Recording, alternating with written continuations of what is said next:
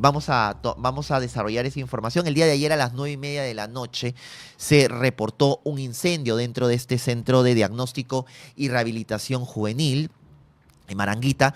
Los internos del pabellón El Nazareno habían quemado un colchón, o varios colchones me parece, lo que había generado un incendio. No se sabe todavía a qué se debe esta, no lo sé, medida de protesta, medida de rebeldía, no lo sé. Este motín, porque ha sido un motín, que no es la primera vez que ocurre en este centro de internamiento juvenil.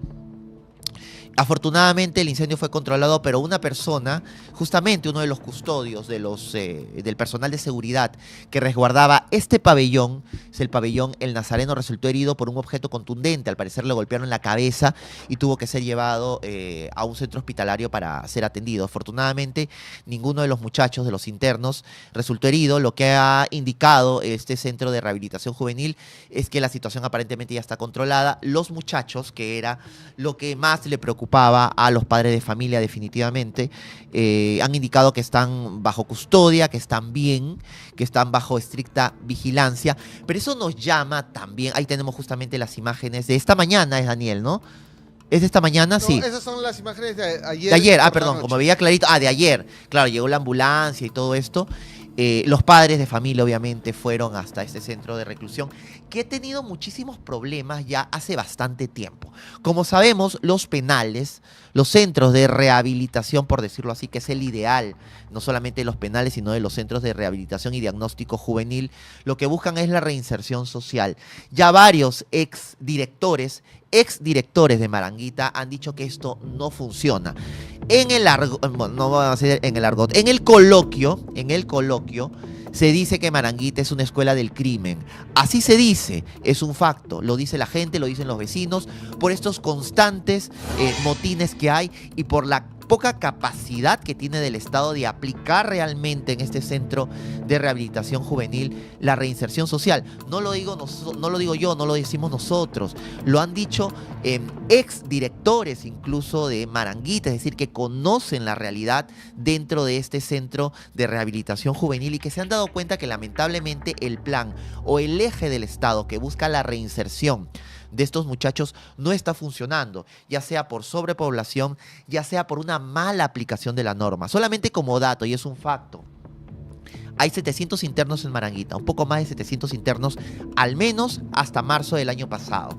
En marzo del año pasado se realizó una requisa, se encontraron celulares, objetos punzocortantes. Nunca se supo quién metió todo este material irregular a Maranguita. Y lo que me dijo en ese momento quien encabezaba este centro de rehabilitación juvenil, este es un facto, es que el 60% de los internos de Maranguita son mayores de edad.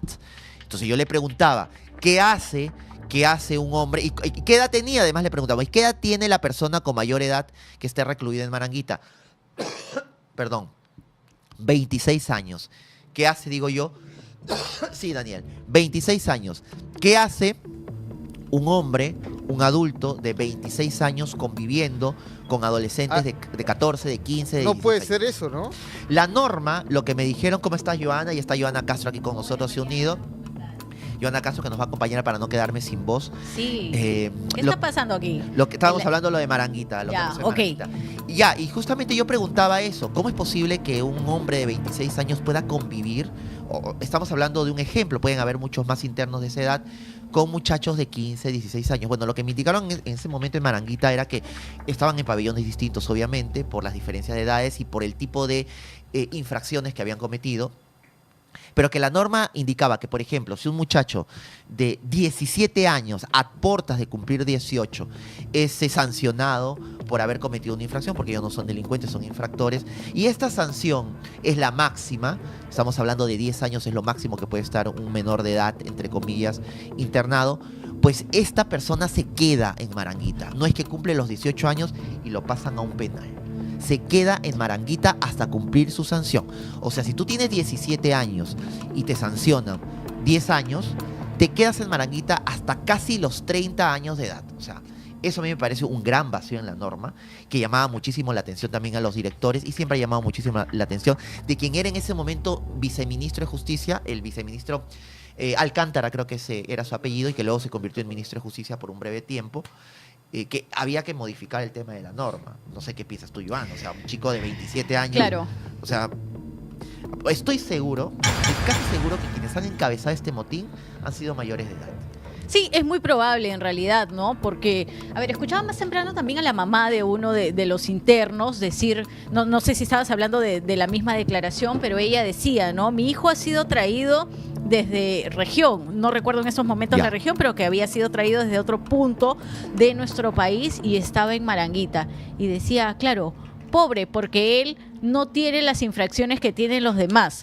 No daba mayores detalles, pero vamos al punto que tú mencionabas, que era justamente eso, ¿no? Si tienes a un menor de tipo 16 o 17 años con una infracción leve, que no estamos justificando, ojo, acá no estamos diciendo, ay, pobrecito, es un angelito, no, pero que tiene una infracción leve a una persona que ya tiene 25, 26 con quizá una serie o una larga fila de delitos, entonces sí es una situación distinta y compleja porque los tienes, aunque señalan que supuestamente en pabellones o en espacios diferentes, no. Sabemos que debido a la gran cantidad que hay, quizá eso es muy complicado. Por supuesto, o sea, un sitio que está totalmente hacinado, son 700 internos, no tengo en ese momento en la memoria cuánto es la capacidad o cuánto es el aforo máximo, digamos, en Maranguita. Lo voy buscando. Sé que son 700 los que estaban al menos hasta marzo del año pasado. Ese número pudo haber aumentado un poquito más, pero que definitivamente esto sobrepasaba bueno, como pasa en todos lados, ¿no? Sobrepasaba la cantidad de internos que estaba, que debía recibir Maranguita.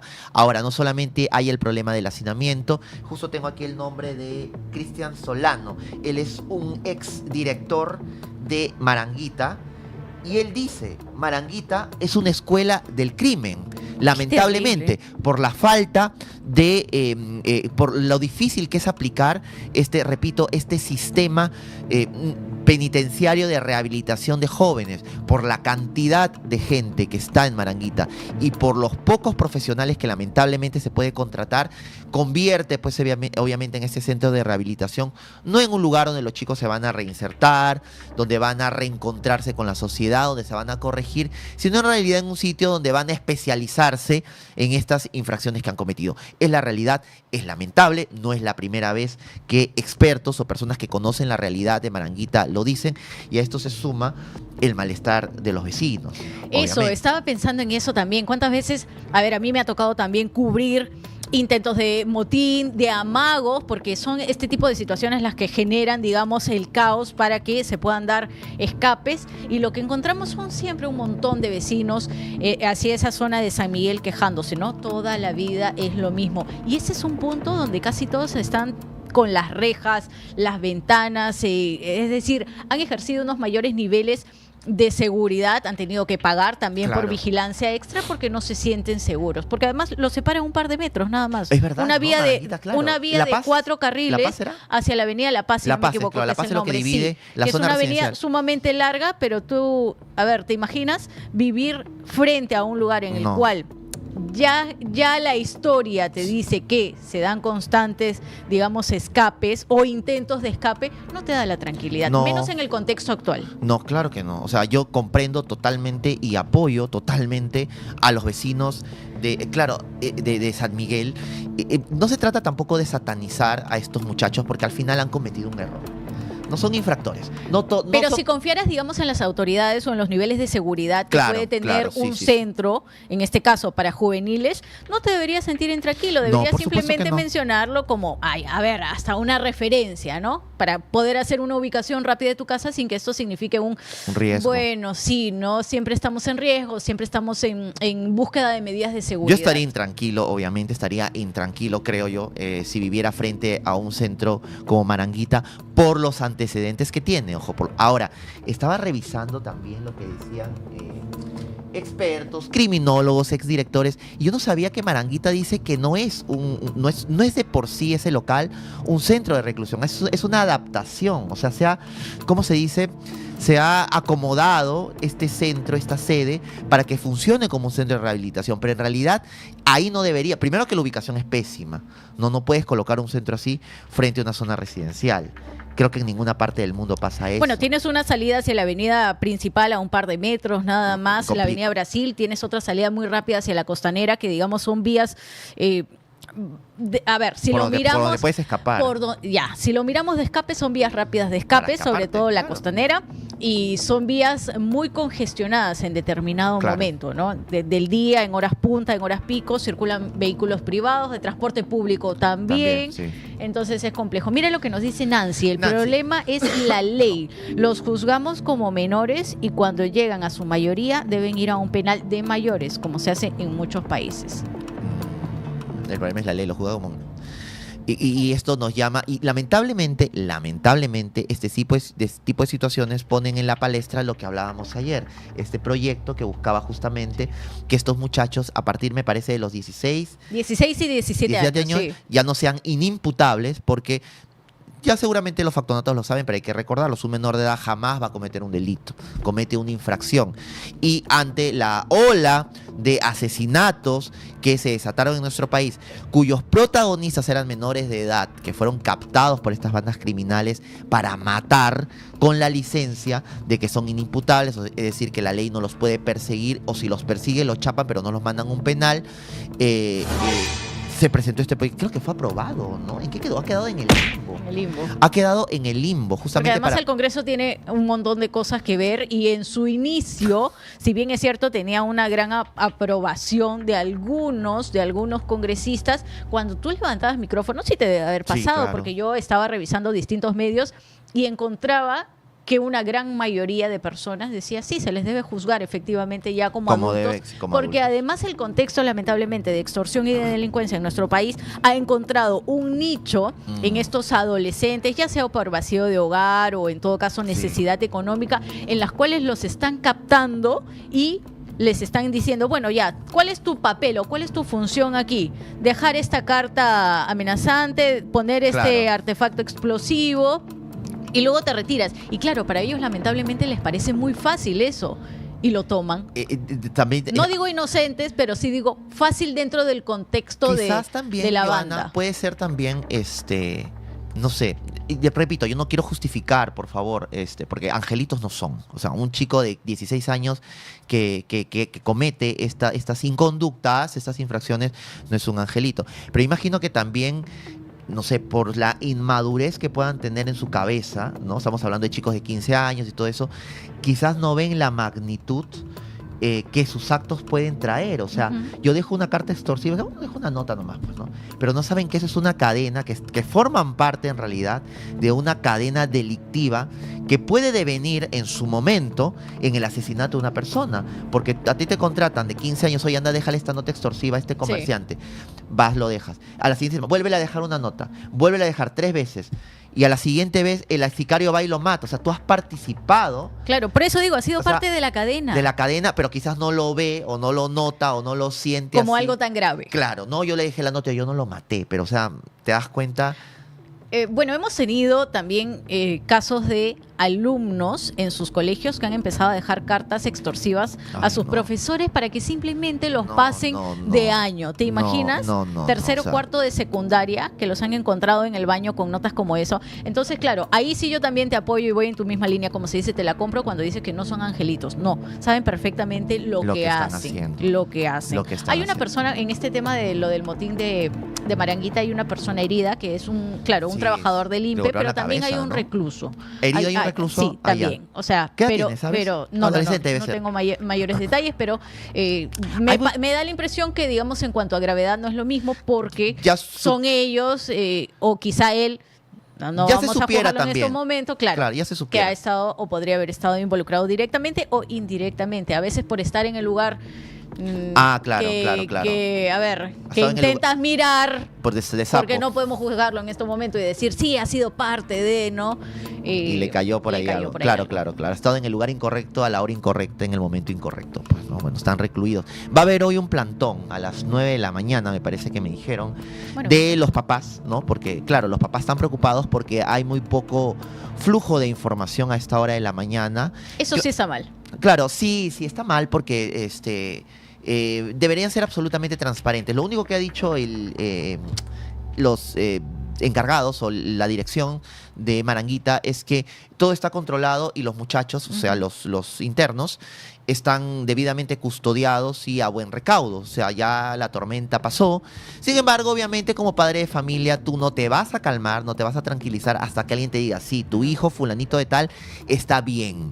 Entonces yo creo que ahí también Maranguita o el Centro de Rehabilitación, Centro Juvenil de Diagnóstico y Rehabilitación de Lima, debería ser un poquito más transparente para devolverle Claro. la tranquilidad a los papás, porque si ya se habla de un recluso herido del que se sabe muy poco, independientemente de que si esto pudo haber sido leve o no, obviamente como padre tú quieres saber si tu hijo es ese recluso, no, es ese interno, perdón. Entonces sería bueno que Maranguita ya transparente un poco la Claro, info. porque el Programa Nacional de Centros Juveniles ha sacado un comunicado, digamos, bastante general en cuanto a este Súper incendio. Comenzó a las 9:18 de la noche, hemos activado protocolos de seguridad. ¿Cuáles son los protocolos finalmente de seguridad que se activan hasta ahora?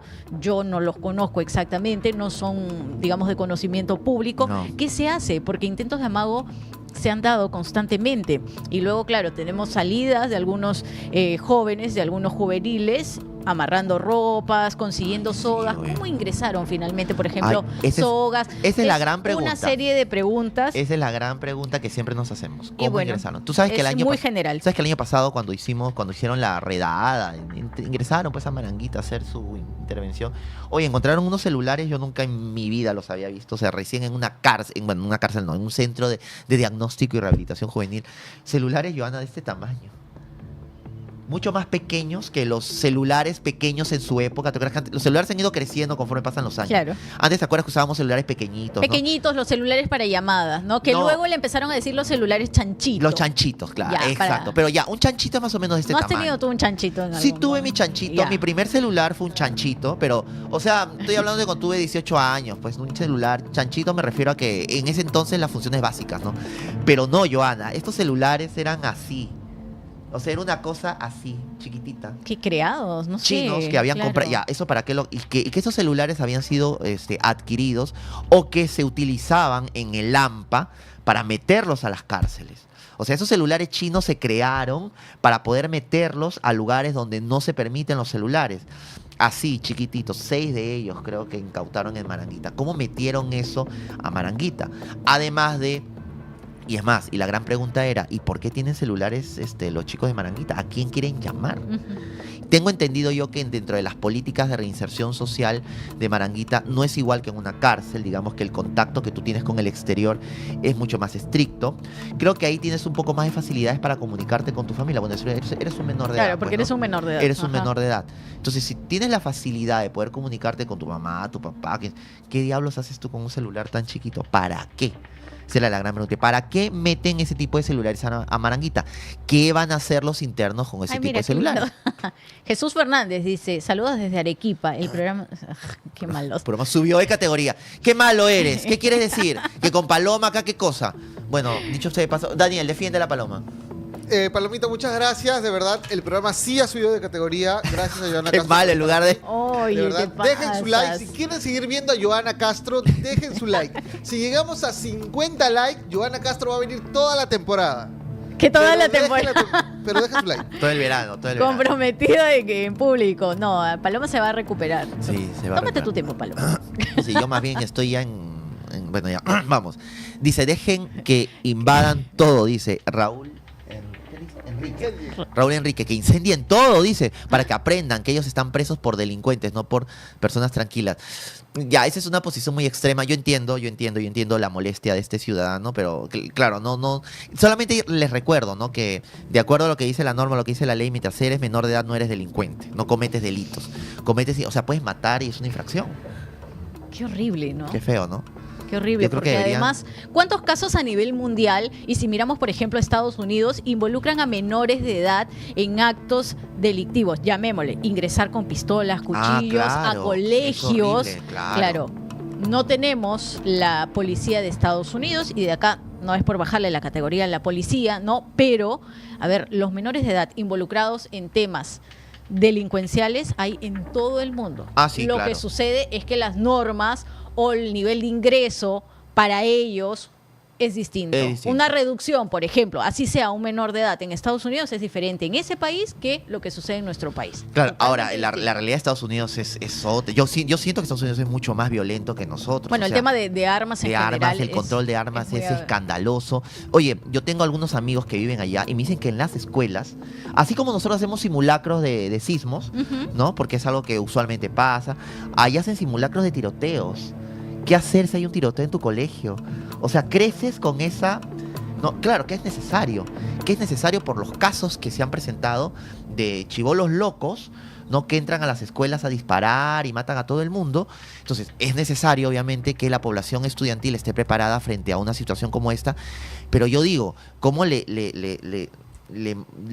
tuerces la mente a un chiquito que está creciendo? Claro. No, tienes que aprender qué hacer si en caso un compañerito loco entra con un arma y empieza a dispararle a todo el mundo. O sea, cuando me dijo eso, dije, dice, así como ustedes tienen sus simulacros de sismo, nosotros Qué tenemos feo. nuestros simulacros de tiroteo. O sea, por eso digo, O sea, Estados me Unidos... pone la piel chinita porque Sí, además claro. esa enseñanza se la vas a dar desde Desde pequeños. Desde Y pequeños. repito, porque hay una dicotomía, una disyuntiva ahí, ¿no? O sea, es necesario, sí, pero le estamos haciendo bien a un chiquito de, no sé, a un adolescente de 12, 13 años. Tienes que estar preparado porque en cualquier momento pueden entrar a balearte, o sea, qué feo, de verdad. Bueno, esa es otra cosa, es un comentario aparte. Pero válido porque válido, al fin y claro. al cabo nos damos cuenta que los contextos y las realidades son distintas, pero en esas situaciones distintas están involucrados menores de edad. Menores de edad, lamentablemente. ¿Qué va a pasar con Maranguita en los próximos días? Van a tomar medidas, van a controlar, van a descubrir quiénes estuvieron detrás de este motín.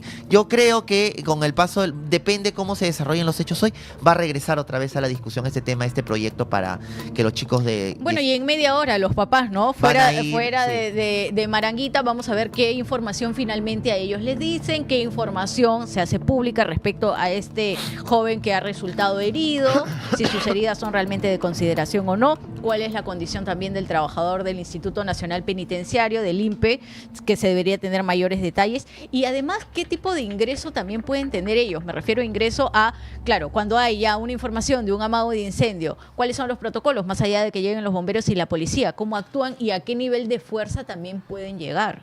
Eso también hay que tener muchísimo cuidado porque, repito, al final son menores de edad, ¿no? O sea, yo estoy seguro que si hay un motín y resulta herido, no quiero decir que esto pase, pero resulta herido un menor de edad, no sé, por un disparo, no lo sé, y se descubre que ese disparo fue de la policía, ese policía va a ir preso. No, o sea, hay que tener cuidado también con eso. Pero bueno, es lo que pasa en Maranguita.